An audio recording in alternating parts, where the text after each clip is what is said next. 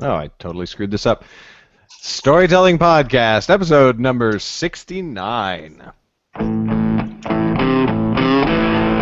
Welcome to the Storytelling Podcast, where everything's fictional, even you.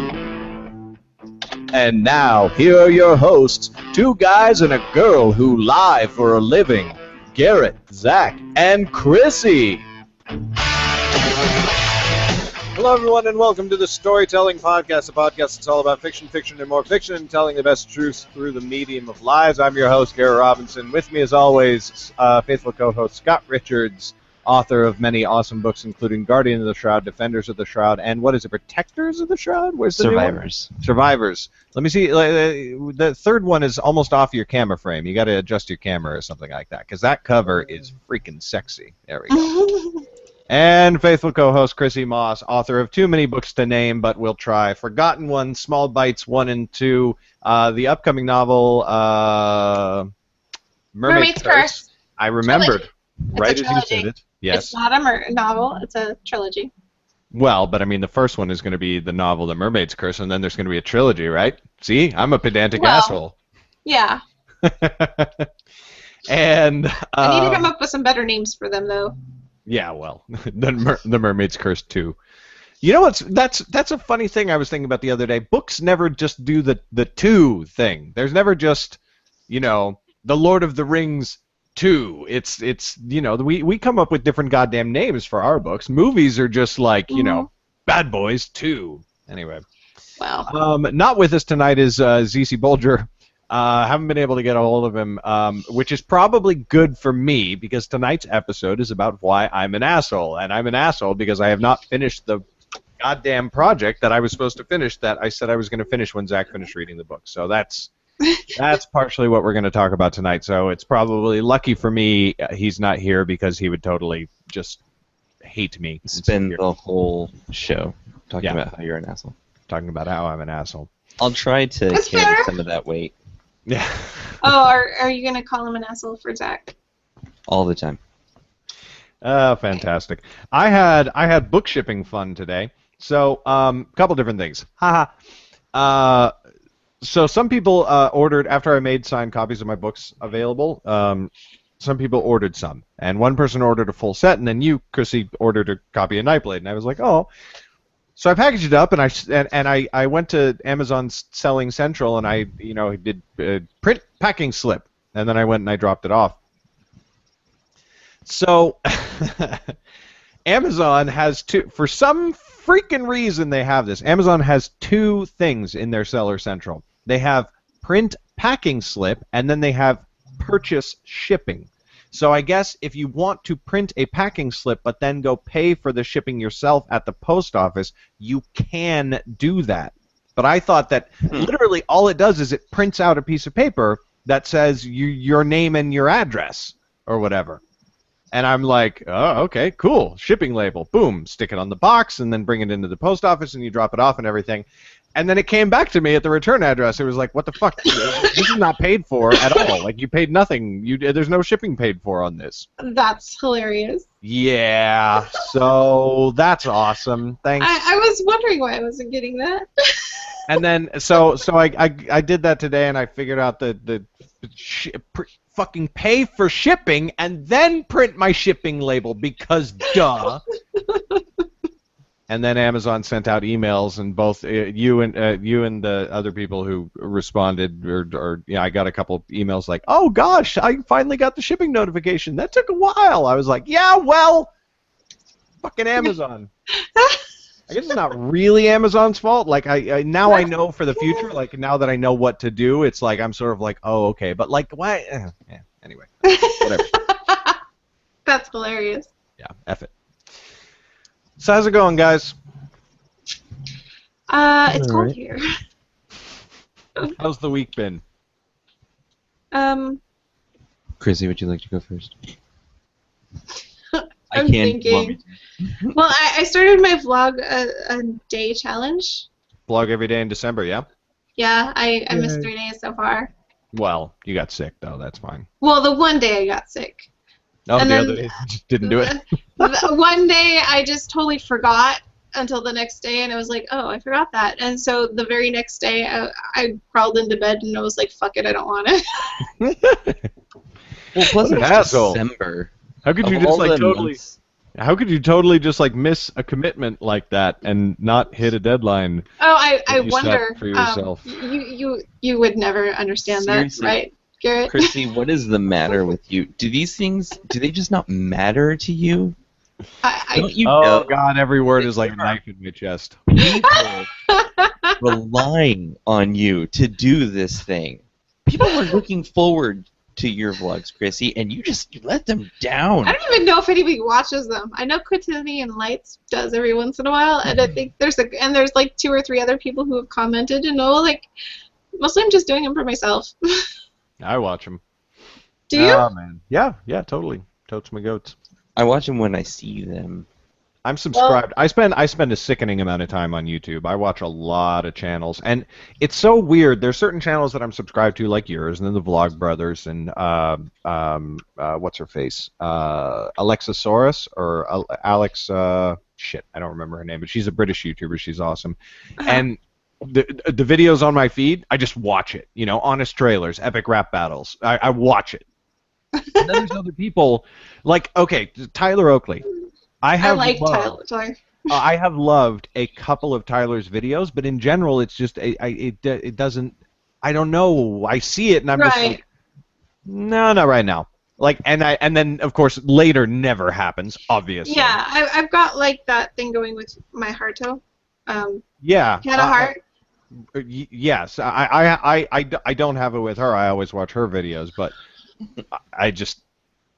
Tyler, I don't know, he's really great, and like I got to see him at VidCon, and he's totally awesome. And like I said, there's a few of his videos that I've just been like, this is awesome. And on a lot of them, I'm just sort of like, God, Tyler Oakley fans are probably going to jump in the comments here and be like, what the hell? So. Yeah, I don't watch all of his videos either. Yeah. I had to actually make a second account for YouTube, because my children kept watching things on my account on the Xbox. Yeah. And so I would get all these suggested titles about K-pop and weird things that I had absolutely no interest in whatsoever. And I was like, where is this all coming from? Oh, the children. Thanks a lot, children. So I now have a family account that is on the Xbox. And now now that my boyfriend is moving in, Greg's moving in, so he just gets on the computer and he starts watching his stuff, and he likes watching making of armor and weapons and things like that. And don't get me wrong, I like watching some of that stuff too, but now my feed is like totally filled with armor. That's not exactly what you go to YouTube for. No. I'm actually. We have some people in the comments already. Hector says, I'm glad to catch you guys live. I was going to start writing, but oh well. Hector, you should probably go write. I don't ever want to be the reason somebody is not writing. I don't ever want to be somebody's distraction. Although, of course, you're a grown-ass man. You can do what you want. And then he said, what about Ninja Bread Man 2? Wait till we get on topic, Hector. There's a lot to tell. Wait, we have a topic? Yeah, we do. The topic tonight is Garrett is an asshole. Literally, Okay. that is the topic on YouTube. The That is what whole show. That's what the video is called. Which actually is a title that would work for really any episode of the Storytelling Podcast. Mm-hmm. Garrett is an asshole. Can I get some of that credit, please? Thank you. Oh, that's right. Scott is a bigger asshole. So. I rant. I insult things. Absolutely. Are you trying to be our Dave? Scott. No. Scott, I'm I not have as an idea. morose. Do you I have have a an idea. dungeon? Scott, I have an idea. On the air, right now, let's compare assholes. I'm wearing pajamas, so the frame. Oh, all of our live viewers just isn't dropped out going of the to be- stream. Nobody's watching us anymore. I'm not even watching this. And Dylan Perry said, I was writing when the stream started and totally jumped when Garrett's voice came on. I'm going to remember that, and I'm going to shout next time. I'm just going to feel like, let it be silent, start the broadcast, and just go, "Blah!" Somebody's listening to the audio feed right now in their car, and they just went, Jesus, God, Garrett, shut the fuck up. Yes. You know what's fun? Twitch. Twitch is fun. I enjoy Twitch a lot. You know what? I was trying to stream, but The Binding of Isaac. That is a freaking hard game. I've heard good things about it. It is an amazing game. I love it, and I've been watching a lot of Northern Lion, just trying to get some pointers on how to even play the damn thing. Yeah. Because I couldn't last more than 5 rooms, and now at least I can get to like floor 3. Good job. Yay. But actually finishing the game, I don't know if I'll ever do that. Yeah. It's one of those indie games that came out and just became really, really popular. But I like Twitch. Twitch streaming is very, very fun because it's like Vlog a Novel, except that you want, like on Vlog a Novel, to be completely 100% honest, I want interaction. I want people to comment, but I don't want too much. You know what I mean? There's a lot of distraction because you're trying to write.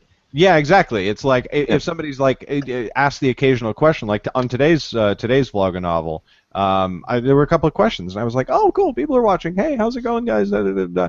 But like on Twitch, when I'm streaming video game play, it's a constant conversation, and we're just like talking while I'm playing a video game. I'm like, "This is fun. This is good." See, I have no viewers on there, so that makes me.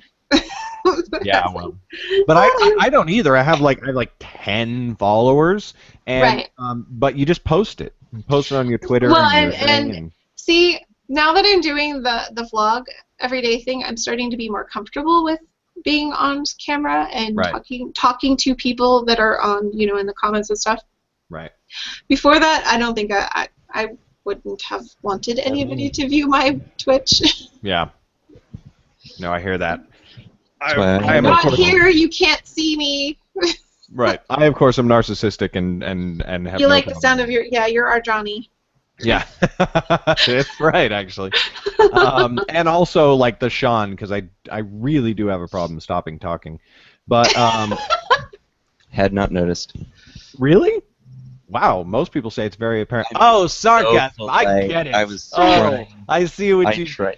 See, that's why I'm not nice because then people think you're being nice and they're like, "Oh, thank you," and then you're like, "No." Chrissy, you should do the Total Biscuit thing. You never see Total Biscuit ever. I know. And for good reason. Well, no, that's not true. You do see him on some of his vlogs and stuff. Yeah, but it's like. But not on the gameplay. Yeah, and not. I mean, hardly ever. Like once in a blue fucking moon, you know. I think he has a separate channel that he actually does. Well, he has his wife's channel. Has what? He has his wife's channel. He's his on wife's channel. He's on his wife's channel a lot. Yeah. And then there is a podcast he does with Jesse and a couple of other people. Dodger. He's on that. Yeah, Dodger. Next week, the co-optional podcast. I just want to say, first of all, the co-optional podcast, the episodes are typically 3 hours long, and I'm just like, wow.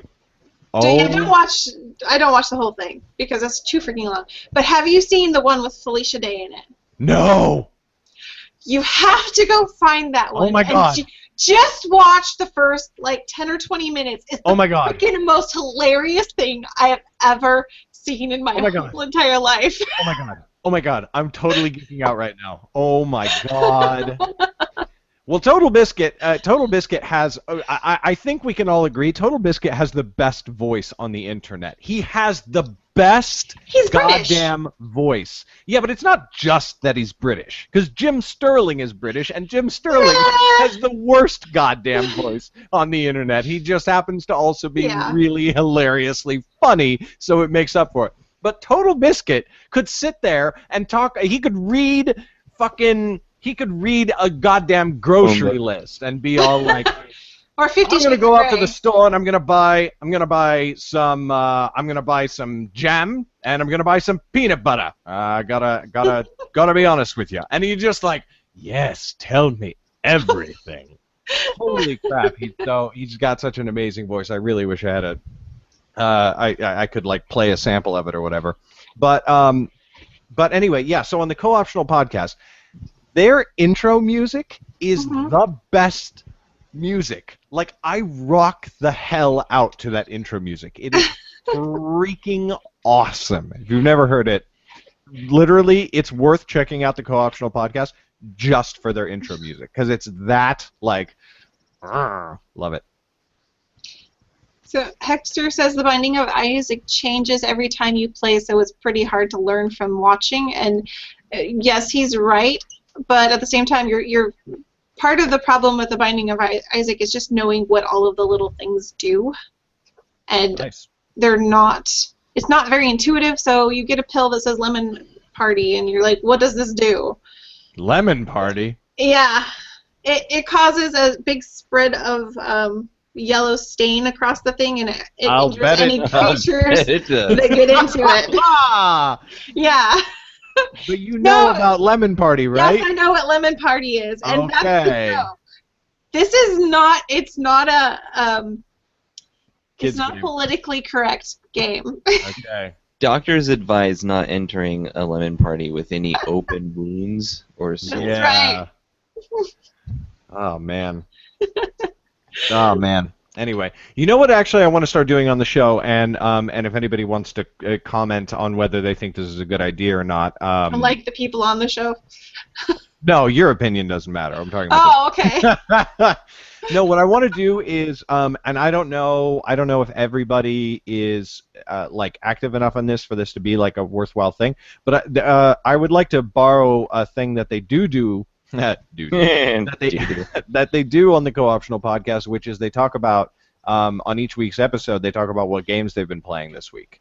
I would love to talk about what books we're reading this week, but I don't know how active your guys' reading schedule is. Mine's been more active now that I'm doing the vlog because I'm just trying to do a short story every day. Oh, sweet. That's awesome. Mine is not active at all. My child does not let me read. Really?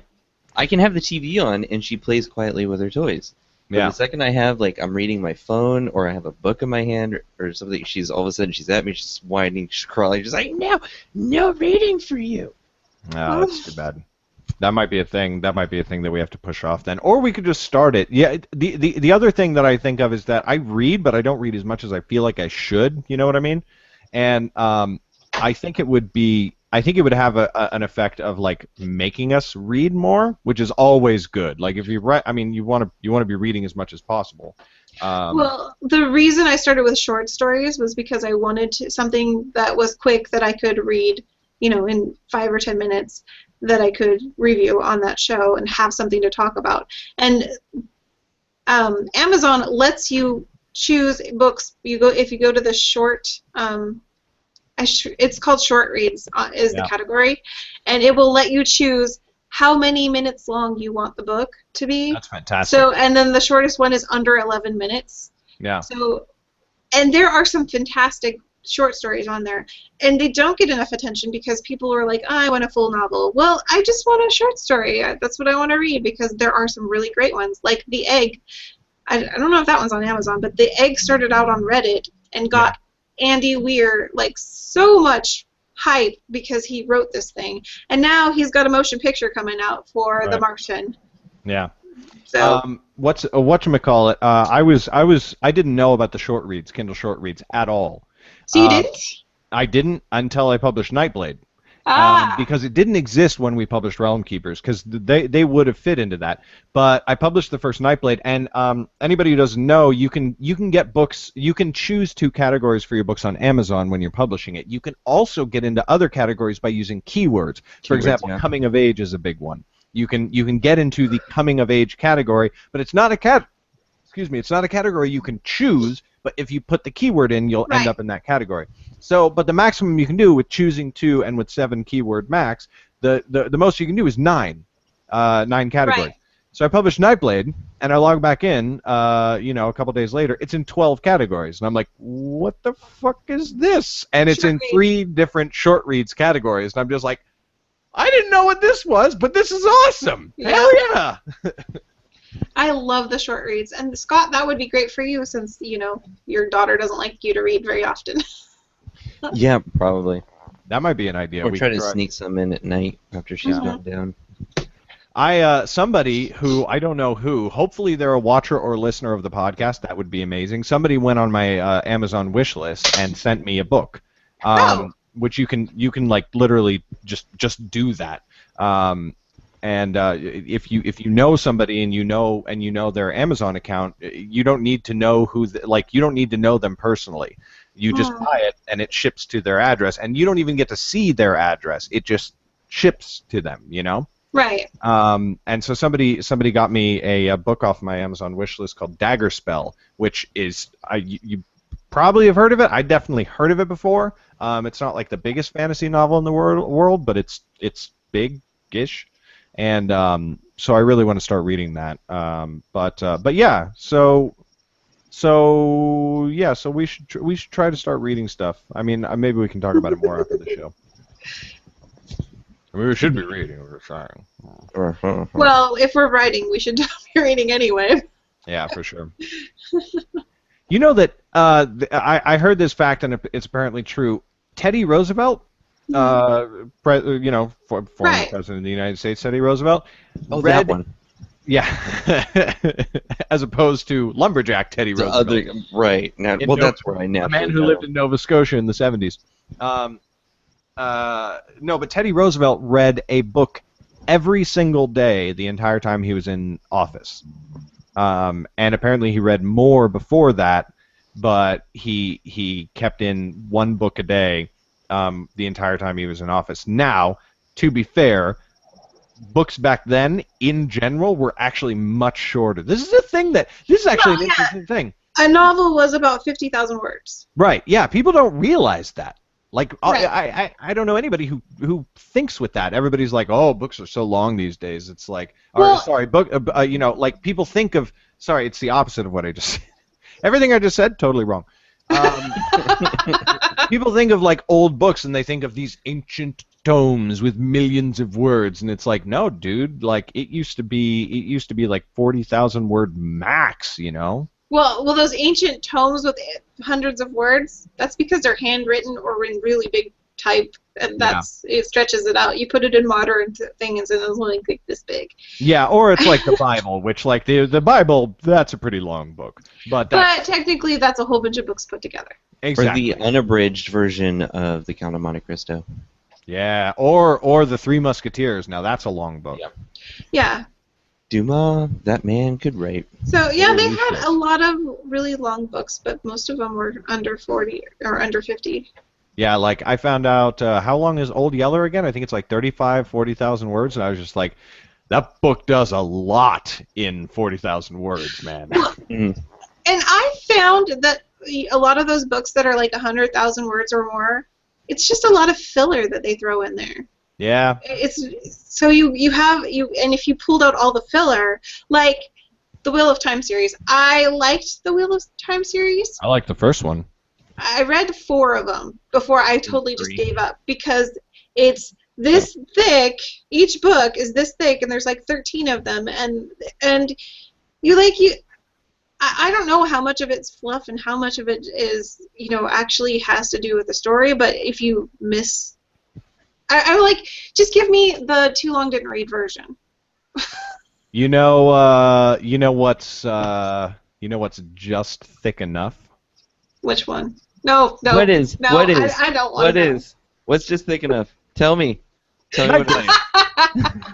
Nightblade, nice little book, just under 80,000 words. Perfect. Oh, okay. Perfect girth, if you will. And I think you will. I'm a little disappointed, not gonna lie. Not what I was expecting. Ah, jeez. That was still a good That was fun. Plug. That was fun. I know, right? What an asshole. Which is, the topic of our conversation today. Yeah, and Dylan, by the way, Dylan is all about you and I comparing assholes, Scott. He said in the comments, asshole showdown, go for it. Well, I mean, it's an exciting premise. Yeah. Anyways, So Hector made a very good point in the comments. He said that the talking about what we've been reading segment would be great, but their podcast is 3 hours long, and ours is 1 hour, and it usually takes 30 minutes to get to the topic. Well, that would be the point, is that the first half hour wouldn't just be useless bullshitting, because I love the useless bullshitting, and I'm sure we'd work it in anyways. It's the But- only reason I'm here. Yeah, right? We'd start with talking about what we're reading and what we might have learned from it and what we like and don't like about it and everything like that, and then we'd move on to like the broader topic of the night. Right. Yeah, which I think that would be really, really cool. So we should start. Let's all commit to reading something. That doesn't mean finishing something. That just means reading. Attempting to read something. Attempting to read something. Speaking of attempting to read something. Yes. What was that book again we were supposed to read? Riddle Master. Riddle Master? Riddle Master of Head. I thought you read it, Chrissy. I read it. I did not finish it, and FY Izzy, I don't plan on finishing it. Oh no, you don't like it? It's not my kind of story. Oh my god. I'm so disappointed. I love that book so fucking much. And I'm not gonna like rag on it, but on the other side, I have to legitimately, honestly ask, what do you like about it? It's a long list, but we should save it for an actual episode. Oh, okay. Yeah. There's a lot of things though. So yeah, we should definitely have the next episode or something like that be, if we can get a hold of Zach. Yeah. Figure out what the hell. He'd love to talk about it. Oh, I'm sure he would. I'm sure I know he's just waiting to talk about it. Yeah, itching, as it were. Well, I mean, we made him read it. We should at least have him put his 2 cents in. I'm hoping that I recommended to you guys the right book. You know what I mean? Because there's a trilogy of them. Yeah. It started with this guy had won a crown by answering or getting into a riddle game with this ghost that lives in a tower. And then he started on his quest to go. But of course, we're hearing about this all after the fact. Right. It's like, look at what I found under your bed. Yeah. So, yeah, I just have a crown. Cause I knew that, but now... Yeah, no, I mean, that's the right book. It just... I'm wondering if my deep and abiding love for the story comes from having read the entire trilogy and not just the first book, and maybe you guys just read the first book. I don't know. Well... Here, I'm gonna type something in chat and you answer it. It's a yes or no question. No. Yes. No. Yeah. F you. Maybe. I can't. Hold on. I'm not good at written exams. Okay. I'm sure you can handle this one. You know, Garrett, I'm far better at oral. I'm well aware. I'm well aware, Scott. The big book ends with a big cliffhanger. Oh crap! Yeah. Okay. Well, that's that might be part of the thing. And maybe I love the trilogy and you guys only read the first book. That's like reading The Fellowship of the Ring and being done with it and being like, well, okay, cool, but I feel very incomplete. Because the trilogy does not end on a cliffhanger. It ends with one of the most amazing endings that's ever happened in fantasy, in my opinion, obviously. Mm. Fuck, and now Zach's never going to read the entire trilogy. Maybe that's why I haven't finished Gingerbread Man. I think we should get on topic and talk about that. Yeah, we should probably get on topic. It is 7:30. Yeah. By the way, we did start late, though. By the way, if people do want to contribute and answer today's question of the day, what do you call it? Today's question of the day is, what is your biggest block on finishing series? Is it writer's block? That doesn't exist. Or is it lack of time? Is it you don't know what's going to happen, which is the case with non-zombie? Or is it something else completely? So let's talk about why I'm an asshole. So I said, I think 3 or 4 episodes ago and like 6 or 7 weeks ago, that if Zach would read Riddle Master, I would finish Gingerbread Man 2, which I had at the time already written 4.5 chapters on, and there were only 7 chapters in the book. So I only had 2.5 chapters left to finish, and they're like 2,000 word chapters, so that's literally like 5,000 words. You could turn that out in a day. Yeah, well, I could turn that out in a couple of hours. Okay. And Zach finished the book, and I still haven't finished Gingerbread Man. And he told me he finished the book earlier, like a while ago, like almost 2 weeks ago. And I still haven't finished the Gingerbread Man. I'm kind of an So are you having The Writer's block. non-existent writer's block? Yeah, No, same- I'm not. Like Wouldn't you say literally, this? it's not writer's block. It's that I would so much rather be working on Nightblade, or we go and start working on the next Realm Keepers book. That would be really exciting to me. Oh, so Ninja it's Red not Man- exciting enough. Yeah, Ninja Red Man, writer's block.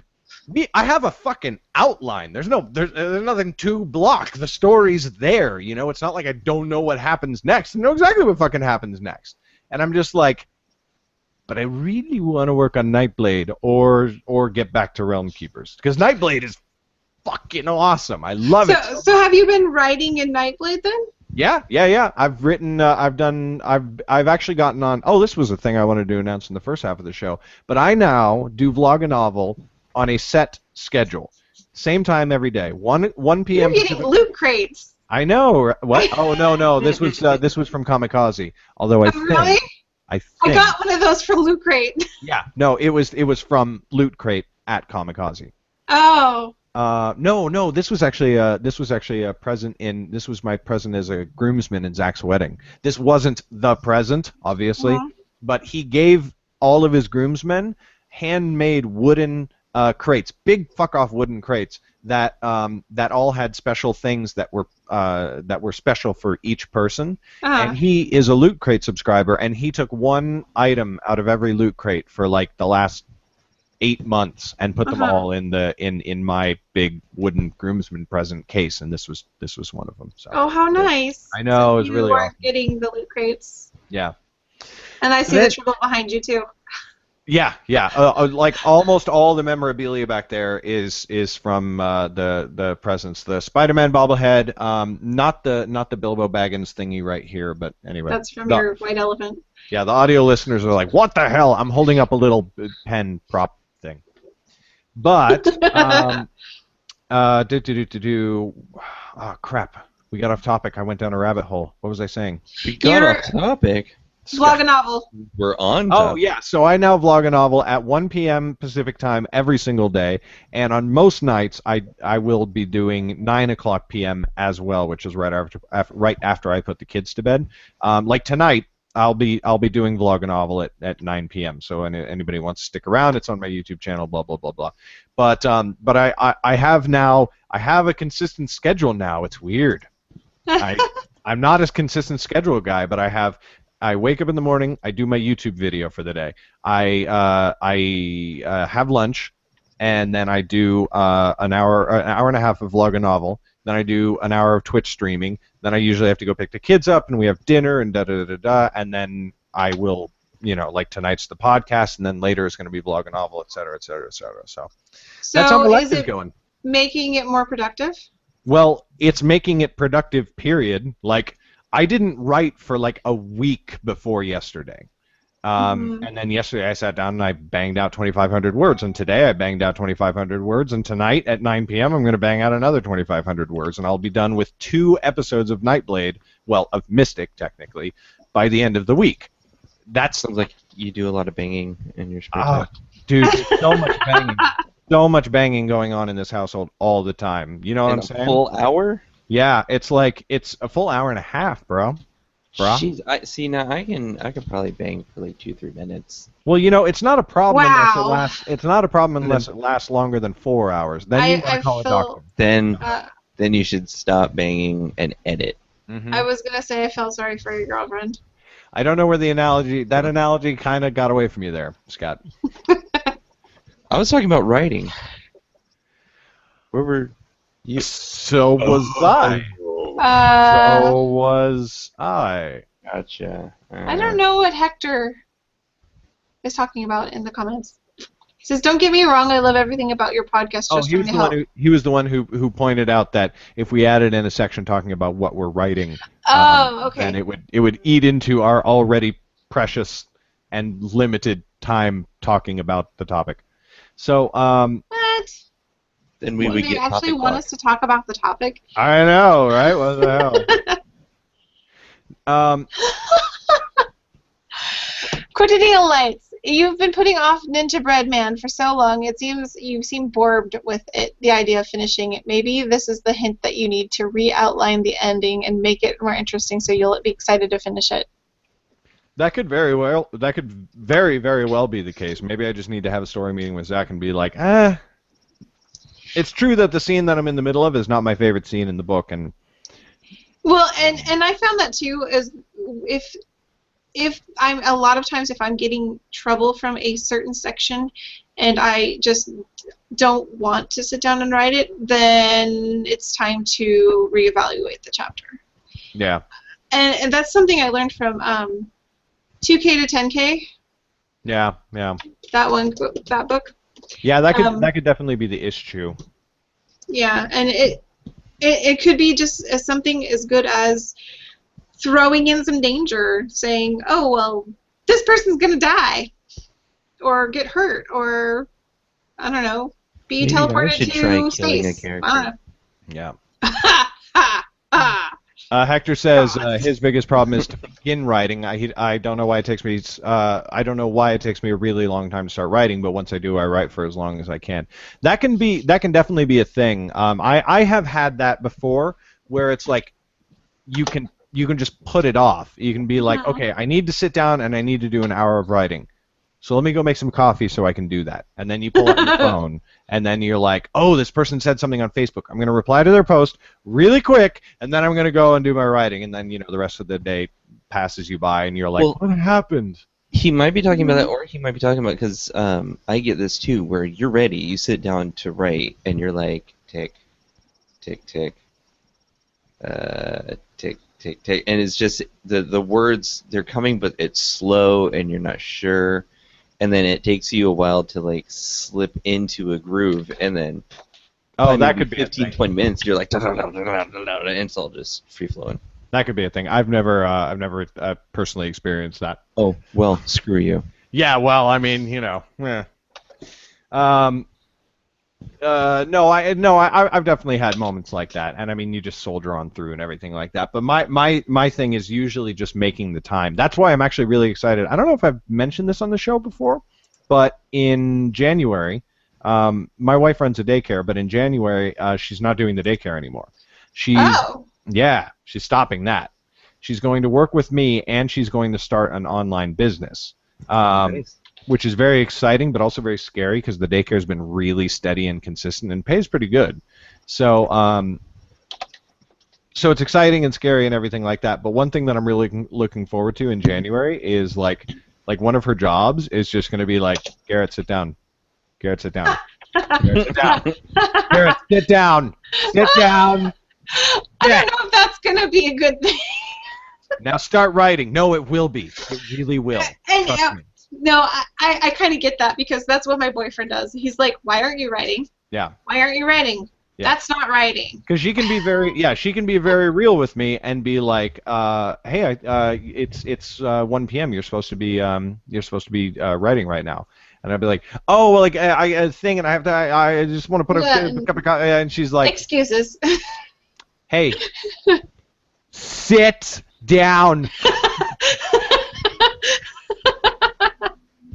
You know what though? If she's giving up the daycare, you got to be careful because it might be like, Garrett, sit down and write. You have something right here. You know what? That shirt doesn't look. Here, wear this shirt. This is. Do you have a poopy? Do you have a poopy? Do you have a poopy? Lay down. Lay down. It's nap time. Nap time. Yeah. Where's your juice? Would you like some milk? Where'd you put your juice? Where'd you put your? I don't know where your juice is. I gave it to you. Scott's really good at this. My whole day. Scott, I have a question. Is the Shroud series finished? No. Okay, so it's not a trilogy. There's going to be more. The way I picture the story, it'll be 5 books total, but I have to finish the last 2 books of Before the Shroud first, so that I understand the world better. And then I want to go back and finish those. Cool. That's cool. So the prequel. I was wondering if any of us have a completed series. I have the Touch trilogy. That's done, but that's not. I don't. No. Yeah. Landon's Prison is technically a one-off because I'm not gonna write for that series anymore. So does that count? It's technically done because I'm never doing it again. Well, I mean, Rebel Yell is done and Touch Trilogy is done, but the Touch Trilogy isn't really a series. Like, it actually is a single novel. Like, it should be. I should The Touch actually reformat Trilogy is a single novel, huh? Yeah, I should really just combine it and Ironic. call it Touch, because it works better that way. Although it would need some rework, and I'm not really interested in reworking it right this very second. I want to fucking write Nightblade. I want to write the second book and then the third book and get it all done. I'm so excited. I want to. I have set this as like a very lofty pie in the sky goal for myself. I want to have finished because the Nightblade book comes out every 2 months. I want to finish Mystic and then Darkfire, which is the third book in the series, and then I want to write all the next 6 books. In other words, what's going to release through 2015. I want to write all of that by my birthday, and that will be my birthday present to myself. Is the series already scheduled out to the end of the year? Like literally, you'll be able to pre-order all of them if you want to. Like you can just go online and just pre-order all of them, and then every week it'll just be like bam, bam, bam, bam, bam. That'd be pretty awesome. Happy birthday, Garrett. I know, right? Give myself a little birthday. I don't know. I was trying to come up with something funny, but also sexual, and it didn't coalesce. Didn't work. Hector said both. Most of the time I do what Garrett said, but that has happened before. Talking about what we were saying before, whether it's difficulty starting The slow or start, starting with the slow start. Hey, David Anson's here. He said, "Woohoo! I made it! Woohoo!" Hey, David. He said, I want to point out for the record, he said, "Woohoo!" exclamation point period. That's not a thing. Well, that's because that's it. That's all the excitement you're getting. Like, woohoo! Period. Yeah, it's woohoo! Bam! And we're done. We're done. Game face. It can be difficult to finish the story, though. I mean, Non-Zombie is the clearest example that, like, you know what's sad? What? It's that Non-Zombie 1, Non-Zombie 2, people are like, dude, where is Non-Zombie 3? I need Non-Zombie 3. I want it very badly. And I'm like, I know, I'm sorry. I'm going to do the third one. I really just kind of need to figure it out. I should really actually make that a goal for January of 2015 is just get that done. But after I catch up on Nightblade.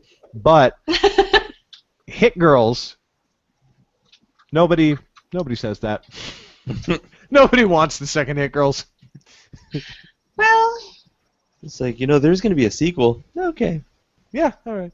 All right. I'm like, fine, there's going to be a sequel, and that's it. And it's going to be the best thing ever, and you're going to be like, I want the series to go on. I'm going to be like, where the hell were you when I was coming up, man? Fair weather friend. I think that I think that... Non-Zombie had more of a cliffhanger than... Well, but it also... I mean, I will say this. In terms of the two stories, I prefer Non-Zombie. Non-Zombie's a lot more fun, Hit Girls is cool and actiony and stuff. And I like that, but like dark. Yeah, and dark. And I like Non-Zombie because at least Non-Zombie makes me laugh. Right. I occasionally laughed while I was writing Hit Girls, but I don't know. Anyway, whatever. It had its moments, but mostly it was dark and tormenty. Yeah, but that's the thing is like finishing that series, finishing Non-Zombie, which again is probably just going to be a trilogy. Like I'll probably put a third one out and then publish it as a single volume. Mm-hmm. It's just that like I know that what I feel like the ending should be, but I don't want it to be that. But I can't think of what else I want it to be. Like I feel like you should find a cure.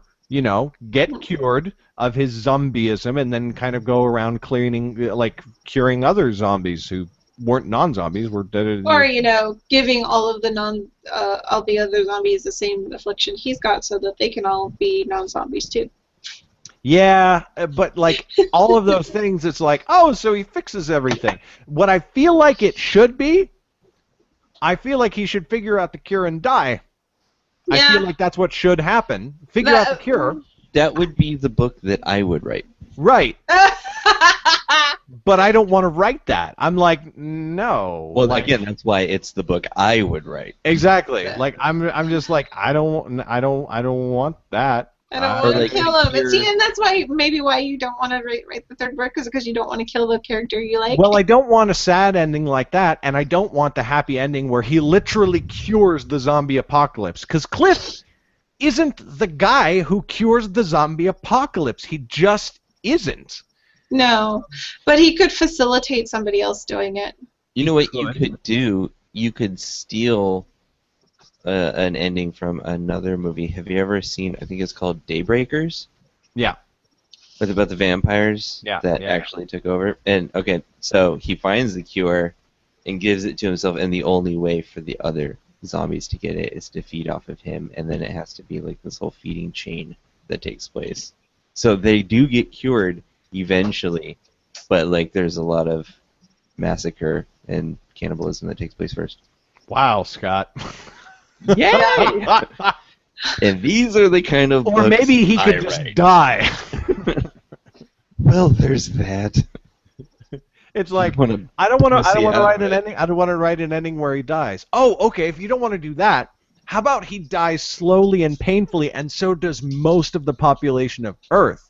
I don't see a problem. You're missing the reason I don't want. You're missing. I'm You're going the wrong direction. I'm You're not going seeing the a way problem. I don't want to go. No, That's funny. it sounded like that's where you wanted to go with it.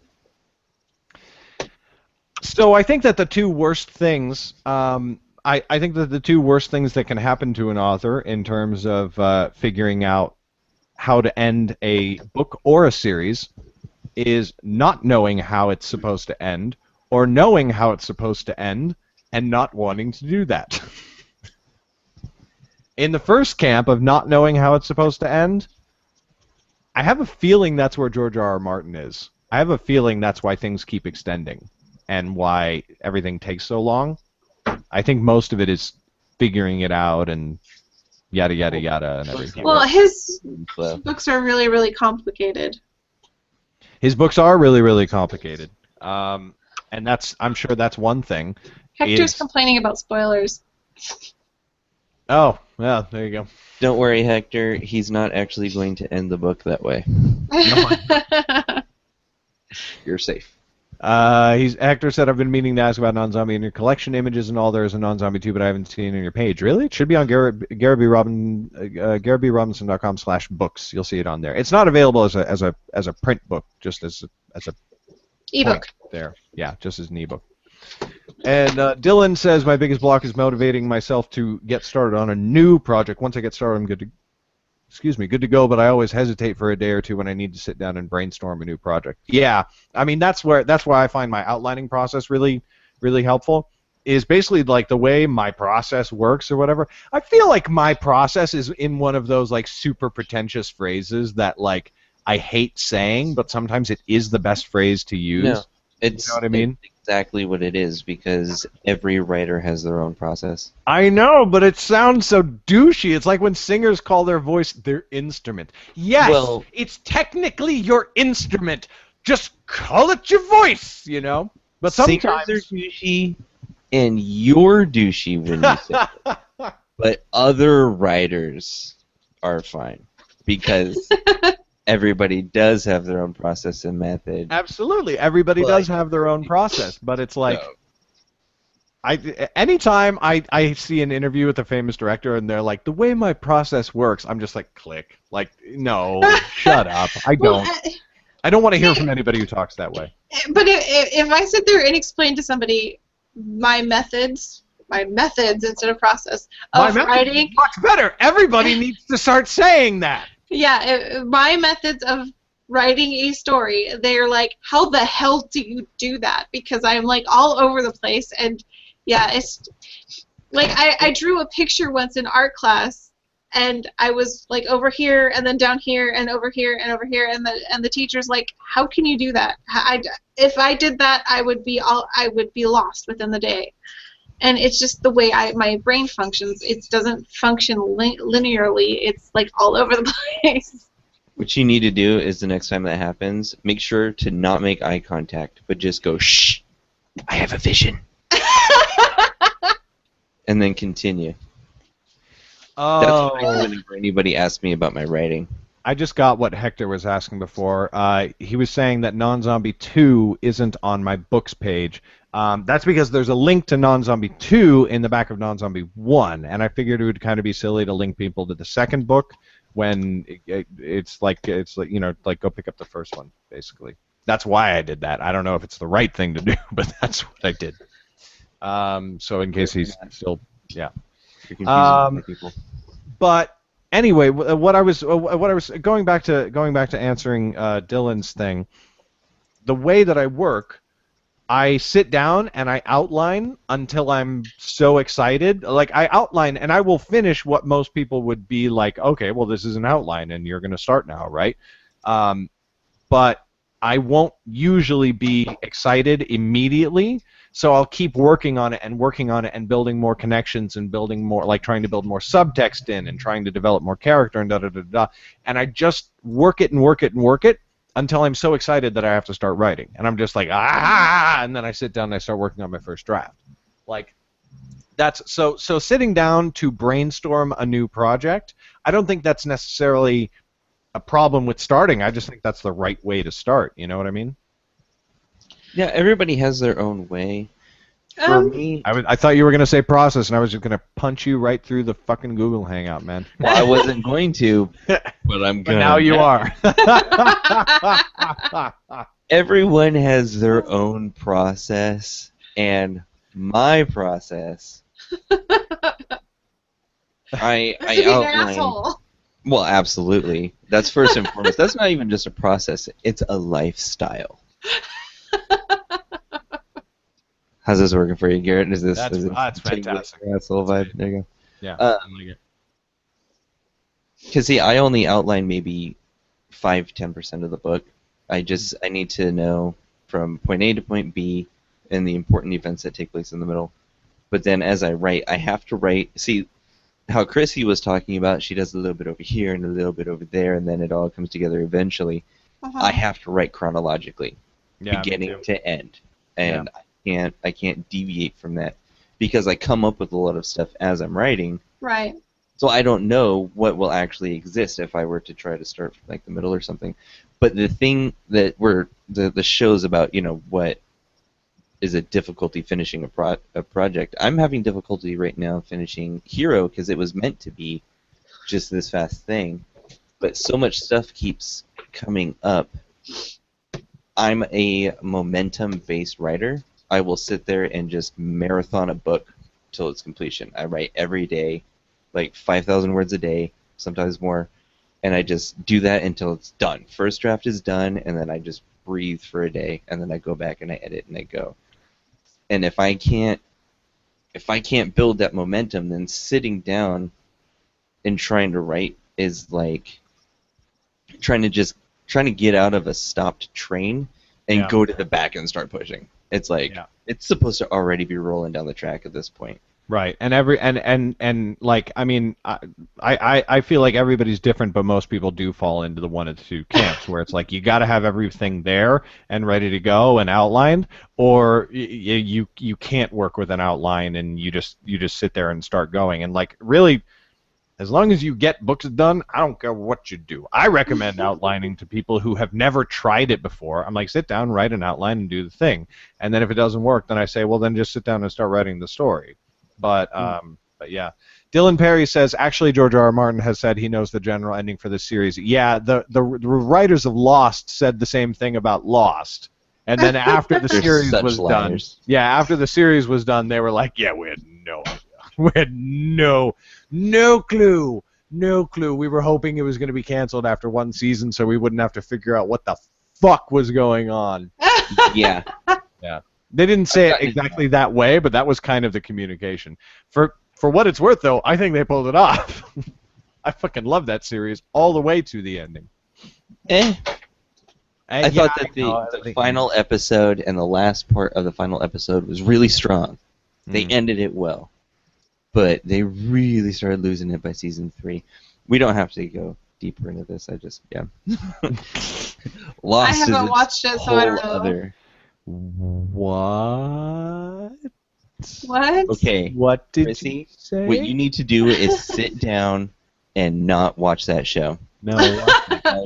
You're not I missing should anything. sit down and finish writing my book. Yeah, well, And okay, that's fine. good. That's People pretty. know it's so easy for people to just like get a pass from me. It's like, oh, hey, I haven't done that thing.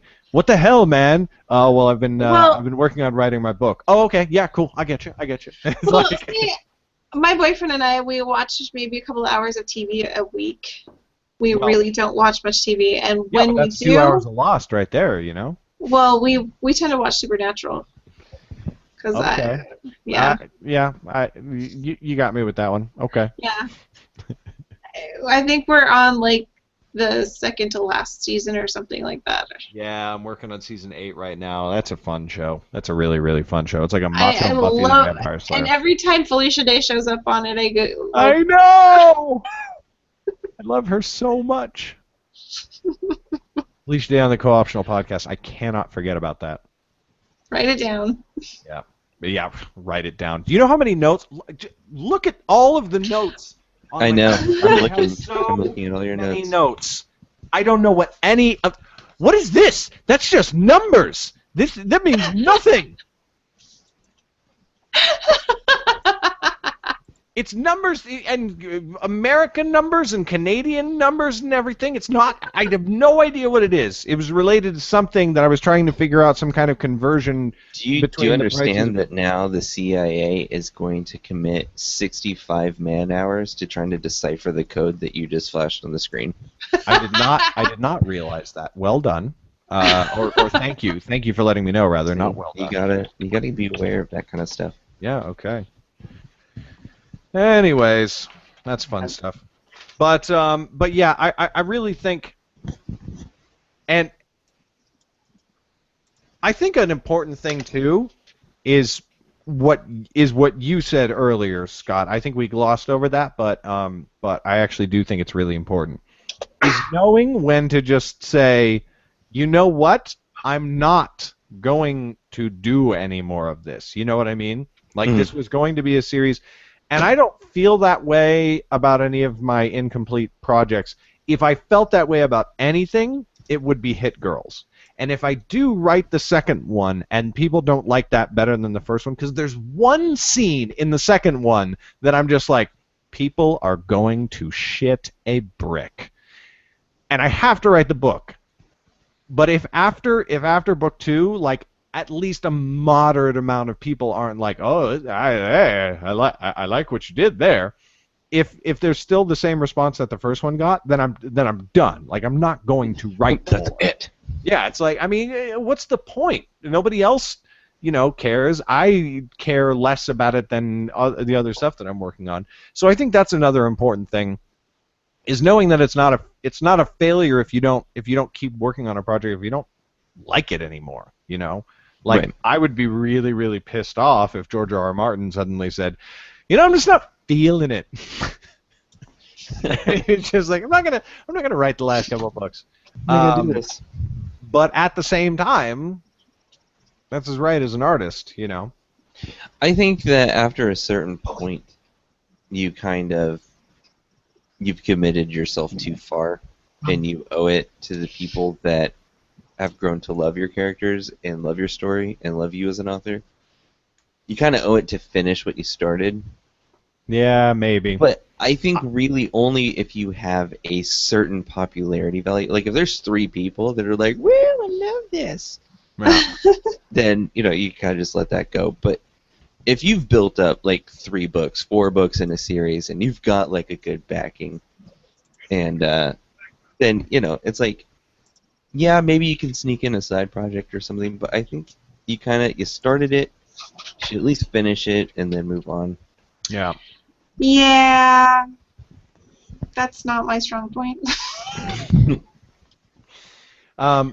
Max Derpish in the comments said, it's interesting how your process doesn't matter when you make games. You rely on 20 other people's processes to work with your process, and that's frustrating. That, interestingly, is exactly like filmmaking, and that's why, well, I don't have much experience with video game making, but that's why filmmaking is such an interesting art form. Is like, it's not enough for me to just know what I want my movie to be like. I have to communicate that to a bunch of other people, and movies used to be the most collaborative art form on the planet. Now it's games, because games are literally made by hundreds, and well, some movies are too, but just by so many people, and they have the same types of roles. You still have producers and directors and designers and the whole shebang. You have talent. It's an interesting beast. Yeah, that somebody just posted something on Reddit about why there are so many broken games that get put out, and that was part of the reason. Was they have all these people working on it, but they don't all know what they're supposed to be working on at the same time. Right. And that's just bad management. I mean, it always comes down to bad management, no matter what. It's like somebody's dropping the goddamn ball in terms of designing this friggin' video game, whether it's the coder themselves or, much more likely, their boss who's failing to keep people coordinated on shit. Or a boss who's putting too much pressure to get it done now instead of when it needs, in the right order. Because you can't you can't have a house done tomorrow. You have to build the foundation, and then you have to wait for the concrete to set, and then you have to put up the frame and stuff. You have to do it in the correct order it needs to be done, and you have to give it time to be finished. Right. Well, plus a lot of that is up to the publisher, not necessarily the developers. Right. Like usually when a buggy game is put out, the developers know exactly what's wrong with it. They're probably more aware of how unfinished it is than the players are. Yeah. They're just sitting there wincing, going, "We're so sorry." I can just imagine what's their face, Uber fucking soft, when Assassin's Creed Unity came out, just sitting there going, and they haven't even discovered that one bug. You know that one? Oh my God! If they ever find that one, we'll know when they find it. We'll know when they find that one. Patch it quick. I heard in-game purchases, and I was like, no, I'm not buying that game. No. Well, fucking Ubisoft, of course. Wow, we really have become the co-optional podcast. So that's actually probably a good time to end off. So basically, takeaways from the night. First of all, know when you just shouldn't finish a series. Know when you should, because I don't ever think that you do owe creation to anybody, even if you do have a big fan base. But you can, but quitting doesn't excuse, just because it's your art, it doesn't excuse you from a shit ton of backlash if you did quit. Like George R. R. Martin, he has the right to quit, but he doesn't have the right to quit and expect nobody to be really, really pissed off at him for doing that. Right. And then if you get stuck, rework it. See if that works. If you're not enjoying it, if you're not enjoying working on the project, something probably needs to be reworked. And that was actually a fantastic point by Quotidian Light. Kill the hero. Yeah, kill the hero. If you're Scott, or if you want to read Scott will buy. Hey Scott, I have a book. The main character dies. Put it in my face. Need. Don't want. Need. And then just make sure that you're working with the right process. If you're an outliner, then make sure that you're outlining, and if you're a pantser, then pants it. But don't be afraid to try new things. Yeah, for sure. If you're a pantser, try outlining once. I know I was a pantser for the longest time, and I'm starting to outline. Except for murder and other serious crimes. Do be afraid to try those. Don't. Make sure you plan it really well. If you're an outliner, murder anyway. I mean, if you're an outliner, just try not wearing pants. Yeah, there you go. Pantsless outlining. It's the best of both worlds. All right, that's a pretty good spot for this evening. Thank you for everybody who tuned in the live comments. There were a lot of you tonight. Max, Hector, Dylan, Quotidian Light, of course. Everybody, too many of you. I'm trying to scroll through the thing, but Google Hangouts are, of course, broken, and I can't see all of the comments anyway. We have been the Storytelling Podcast. I can't promise you, but there's a chance that ZC Bulger might be back with us next week to tell me what a dickhead I am. Tune in with us next week, Tuesday, 7 o'clock p.m. I'm Garrett Robinson. You can find me at garrettbrobinson.com. Chrissy is at chrissymoss.com. Scott is at theshroudbetween.com. We will see you next week, everybody. Good night.